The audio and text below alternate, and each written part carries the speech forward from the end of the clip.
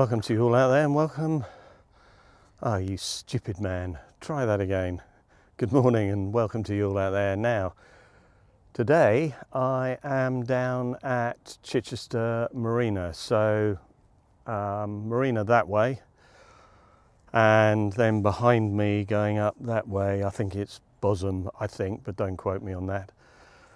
Got Andy with me, who's just behind me. Going to fish 2 rods. Initially quite light, so 3-ounce weight on this scratching rig again. I've got fresh commons, so 1 up, 1 down. And then on this, I'm going to fish a flowing trace, tiny little pennel, and I'm going to put either a sprat or small fish just whipped on here. Float here, you'll notice the reason behind that is it's a bit crabby out here, so the float will go up and this will just sort of dingle dangle. I've got some little float beads on here, so it'll lift a little bit off the ground. That is the theory. But I have fished here before. I fished here before a year ago, and it was in a strong southeasterly, and it was crap, and it was freezing cold, and it made me very miserable. So I'm going to buzz these out. Andy's already had a bite, and see if we can get a bass. That's what we're trying to catch today. So let's have a go.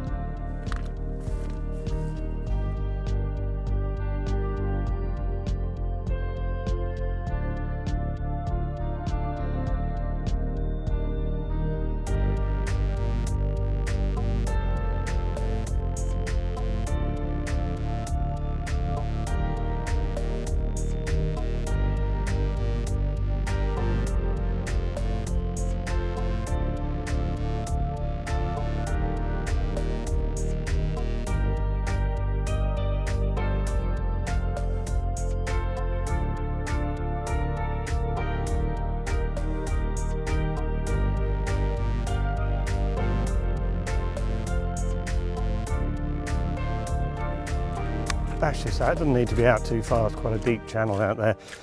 Ground is really squidgy, as you'd expect on a sort of harbour estuary. Seen a few fish biting. Tide's coming in, so kind of all that we would like it to be. Right, got a light weight on here, so we kind of noticed that it's not gonna chuck it out maybe as far as I want it to go, but that'll do. Let's get the other one out at an angle, maybe a little further. Let's aim out towards that buoy out there.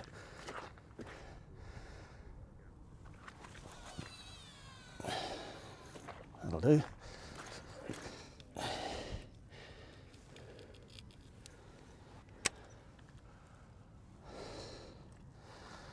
Done.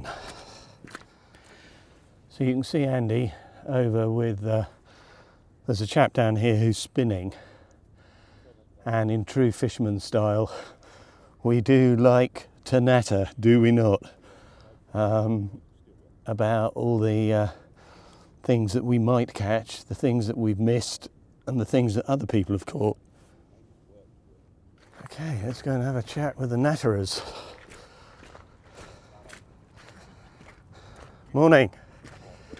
Good morning. We do like to natter, don't we? Yeah, No, it's the what is it? It's the secret amongst fishermen, I think. Something big just gliding across there, coming off the end of them rocks. Yeah. Still got a bow wave up on Oh there. God, yeah, you can see it. Yeah, we've seen a few sploshes going around here, so. I did say my mate was out in his little boat out off, well, just up and down off the front of here yesterday, and he had the bass central it was, but he's on lures, not bait. So. Yeah. Well, it's a beautiful day-ish in a really nice setting. Kind of can't beat it, really, can you? There were some people who were I think they were there overnight. Wild camping or whatever it is, yeah. Yeah, I came through the forest and I'm like... yeah, not for I me. I was early. Yeah. Well, that's kind of not my cup of tea, I'm afraid. No. It's not the most pleasant of smells to sleep to, are they? No, all this... Rotting weed. Yeah, and minging mud. So you're fishing a lure, obviously, Yeah, aren't you? just come down to dig a few lugworm from my match tonight, and I thought, well, while I'm down here, it's only right to ring a rod. No, well, But I had one follow of a little schoolie. I see it was a little schoolie, but I'm going to go up to the harbour now, chuck it off the lock gates. the reason I bring Andy is I never catch fish. He always does. And I can take him anywhere. And he go, yeah, I got one. And we'd been down here, what, 5 minutes? Yeah. He'd got one on the end, but it fell off. Only a small schoolie, but yeah, I don't know what it is. I copy him. I fish the same bait, the same rigs, the same way. Yeah, but you've got multipliers, he's got fixed balls. Yeah, you think that's the secret? Well, Yeah. Yeah. It's obviously works. Yeah. Well, it was nice to meet Richard. So Richard, if you're watching later, good to meet you, chap. He's a local fellow, lived here all his life, fished all round here since he was 10. But he's given us a few handy hints, I have to say. You can't beat somebody going, no, don't go there, go here, or maybe when you're next down here, try over here. But apparently they've been catching smooth hounds, bass obviously, gilthead bream, a small stingray about a quarter of a mile going that way. But if they're up that way a quarter of a mile, the likelihood is they're going to be down here. I'm going to wait for the tide to come in, and then I'm going to cast a wee bit further to see if I can get out into the deep channel once all this weedy shit's gone by. But I can see it all floating up, so we'll wait, tide come in, weedy shit all floats up there. Cast out far, miss all weedy shit is the theory, and see how we get on. That is the plan. Well, I hope you've all had a good week out there. Mine was, like everything in my life, it's always eventful. What's all that about? And it's never eventful in a positive way, it's always negative. I had all the stress of trying to get my daughter out back to Dubai, and she went to a PCR test place. Yeah, we'll do it within 24 hours. Well, we were still waiting hours before the flight was due to go, because she can't fly without a positive, not positive, even stupid man, negative test. And it has to be within a time frame, because if you get it too early, they go, well, you've got it too early, you can't get on the flight, and all very tedious. But we eventually got her sorted, but goodness, did that cause stress in the child household. And then in amongst all of that, I'm walking up the corridor in bare feet, and I feel a stabbing pain in my heel. Anyway, I look down at my heel and there's a piece of glass sticking out of my heel. So I pull it out, but the piece of glass, the really pointy bit, snapped off right down inside my heel. So I had all the shenanigans trying to do that. Now I blame the mother-in-law for breaking glass and not sweeping it up, and my wife gave me a hard time. You stupid man, it could have been you, it could have been anyone. Anyone could have brought the glass in. And then to cap it all, we have, or my mother-in-law has this huge fat dog that is the size of a small brown cow. It's really old and it's got the shits. And it was like a farmer's industrial muck spreader in the garden. So I've been out there hosing off diarrhea, which I'm getting really tired of, because she's been trying to pick it up and put it in a bag, but then getting it all over the spade. So I'm having to wash the spade, then the container the bag goes in. And I was walking around in the garden yesterday doing it, and I've got open-toed shoes. I should have known better, shouldn't I? And I thought, that's very odd. I feel sort of squidgy between my toes. It was shit all over my feet. So I had to hop into the bloody bathroom to wash off dog shit. I was tired, I was miserable, I was grumpy. Because I've been up really, really early to drop my daughter at the airport. And even that didn't go smoothly. Roadworks, what's all that? So you can't just get off into Heathrow. You have to go out miles, 14 miles. I went on a big round trip to get back into Heathrow Terminal 3. But there we go. I'm out fishing. These fly fishermen are walking towards me. Cool, they got the gear on. And there are fish still sploshing around me. But please fish, bite one of my hooks would be good. And people have been taking the mickey out of this red rod. saying I'm obviously fishing in places that are, I need a high-vis rod for safety. I like my red rod. I should maybe change that. I like this red fishing rod. Otherwise the jokers out there will be grabbing hold of that. Morning fellas, I'm going to introduce, I'm really fortunate, I've fallen across these two chaps. I've got Andy MacLeod, who has written a book. Colin MacLeod. Oh, Colin MacLeod. Andy's this one. Stupid man. Get the words out. So, Colin, Andy, Colin's written a book on what? Mullet fishing. Fly fishing for mullet, yeah. Which is a real arcane sport. Yeah, slightly niche. Dark magic. Yeah, well, a bit of magic. It is the way he does it. Yeah. So, how long ago did you write the book? It was released just before Christmas last year. And have you been successful with it? Yeah, the publisher, the last I heard, he said the sales are going very well. So goodness, yeah. I'm going to have to buy the book now. Yeah, do you know it's so bad? This book is so successful that he's managed to give himself tennis elbow, signing all the autographs in the book, signing all the copies. So, what do you normally do for a living? I'm retired. Oh, you're retired? Retirement, yeah. Because he's old. Yeah. Because I'm old, yeah. It used to be in house building. I spent my entire life in that. But so now I just fish for mullet, basically. And that's all you fish for, just mullet? Yeah. Occasionally grayling. Yeah, we've dragged him away from the saltwater environment occasionally to test his skills in other places, which has been quite good fun, isn't it? Yeah, it's enjoyable. It's amazing how you can sort of mix the techniques from one to the other. You know, there's a lot of stuff in grayling. The approaches I think could be used. Yeah, we've for talked mullet, about that a lot. so yeah, it's always useful to experience new. No, well, I'm genuinely going to buy the book, fellow. I mean, it's... Do you want an autograph copy? And then this gentleman, Andy, I will get your name right. Yes. Andy makes proper films. We try. So you make On the Bank, Yeah. Sky TV. No. No? BT Sport. BT Sport. So the programme's called On the Bank. It's been going for about 5 years. I think we're on to our 10th series now. It's me and a chap called Rob Hughes, who's a carp angler who we don't talk about, but there we are. And I fish properly with a fly rod and anything else, and drag him along occasionally. And we make films about fishing, which go on TV and on Amazon Prime and various other bits and pieces. Really. Yeah, well, I've seen them on Amazon Prime. Yeah, sorry about that. Well, that's okay. So if you were going to choose a principal fish to catch, what would it be? Grayling. Grayling. And grayling. They're my favourite. I think part of it is, I think I love the places they live. You know, I was fishing, funnily enough, fishing with my wife yesterday on the Itchin. She doesn't fish, so we're trying to introduce her to it, and we had 3 fish. It's just lovely, sight feeding, and you see them in the current and beautiful places, and yeah, very nice. The Itchin. Got him a £2 fish off the Itchin last year. Wow. It's a beautiful river. I mean, it's lovely. beautiful. I fished there a couple of years ago, but I was after trout, and I caught 5 brown trout, all in brilliant condition. And the biggest one was 3.5 pounds. So it's really, really cool. But I got a telling off because I was casting the wrong way. I should have been casting. Yeah, I got a real telling off because the other rivers I go fishing on, it doesn't really matter. You can cast across, up or down. Yeah. But oh no, a man appeared and went, "Oi!"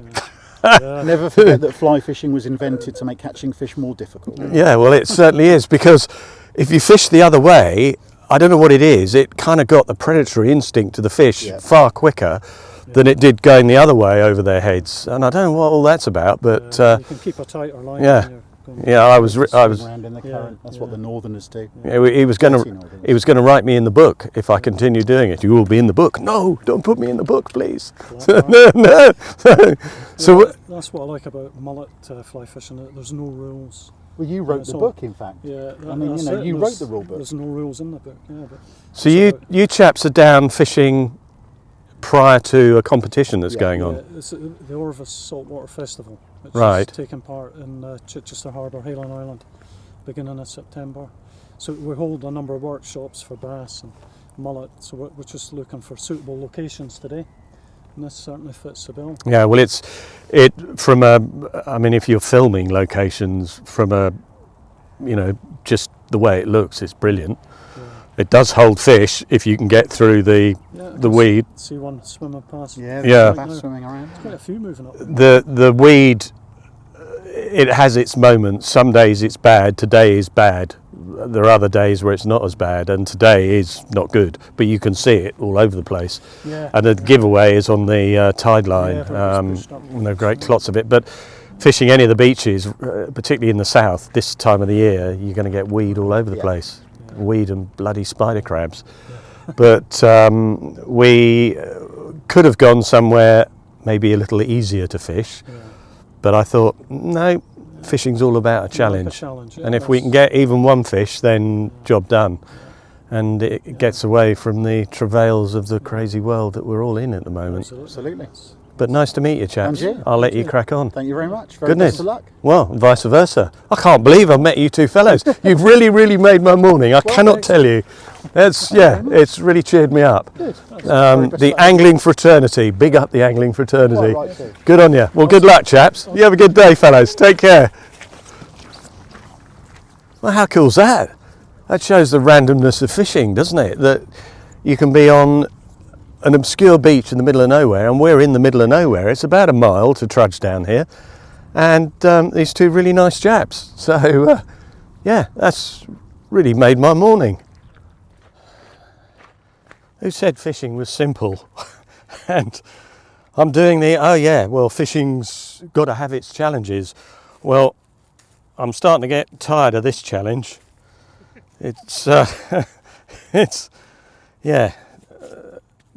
But you never know. Once the tide has moved away, it might get easier. I don't know. But trouble is, if it covers the hook, how's the fish going to see the bait? Now, Andy has just had a mix of seaweed, and he did see the bite, and a little schoolie. Another little one. Yeah, which is again sort of greenish in its colour, isn't it? Look at that, cool. Well done, chap. What is it with me fishing and rain? What's all that about? It would seem every time I go now, it rains. The weather forecast said light showers, very low percentage. This is not a light shower. But I have the bivvy and I've waterproofed it and it's working. That's definitely a fish, isn't it? Yeah. Yeah, that's something going on there. I thought that one was going to stay on there for a minute. Yeah, that's. Oh yeah. That's, I was watching that one. I was expecting to keep going down. come on, fish. Well, it's heartening that we're having a bite. Oh, how galling to see that. Oh, look at the size of that bass that's just swam past. Oh, are you taking the mickey out of the size of my fish? Whoa, well, it's a fish. Da-da! Dun, dun, that really I should be ashamed of. But what is it? It's a little itty bitty bass. There we go. So it's a fish, but I want the bigger ones. Go on. Now I want to give consideration and gratulations. What's up with this stupid mouth? Congratulations to a very nice paddleboard teacher who's just come by here with, I suppose, 5 or 6 of her students, and basically as she was getting over here said, oh, see those 2 fishermen, they cast out quite far, you need to give them a wide berth so you don't catch the lines. And they went right round where we were fishing, which is pretty cool, I have to say, because one, it teaches the sort of novice paddleboarders consideration, and it's all about consideration, isn't it? We're considerate towards other people around us. We're fishing out in the middle of nowhere here, and then other people are considerate towards us. So big up the lady paddleboarder. This is what Andy and I are now reduced to doing, being complete idiots. It's gone absolutely dead the last couple of hours, nothing. So we caught 2 fish in quick succession and then thinking, oh yeah, it's all going to be happening. The weed's all gone, so there ain't a lot of weed. The tide's moving back out again.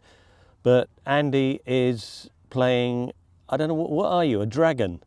It's got holes on whatever. Oh, I think you're, that's better. Yeah, he found it on the beach. There we go. The child is still in all of us.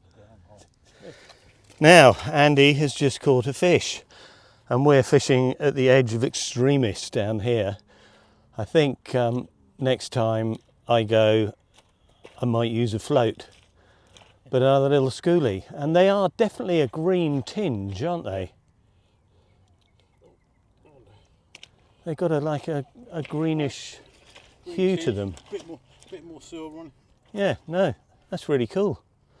Well, that's 4 fish today. That's better than zip. Well, we're at the end of another day, and it's absolutely beautiful over here. The herons are all out on the edge. Sun's shining on all the mud. But we've tried our best. We've came to catch bass. We caught 4. It would have been nicer if they'd been a bit bigger, but too much weed. I think next time I'm going to float fish, weight on the bottom, float up high, bait coming off so it's not in all this crap. And I think that was some of the problem, that our baits were just buried, and when this crap all starts to get up, it's quite high. So to all of you, thanks for watching a bloke who can't pronounce his words properly. And it was a good day, I have to say. I had a really nice time, met some nice people, and that's always a plus point. So take care, look after yourselves, and I'll see you on the next one.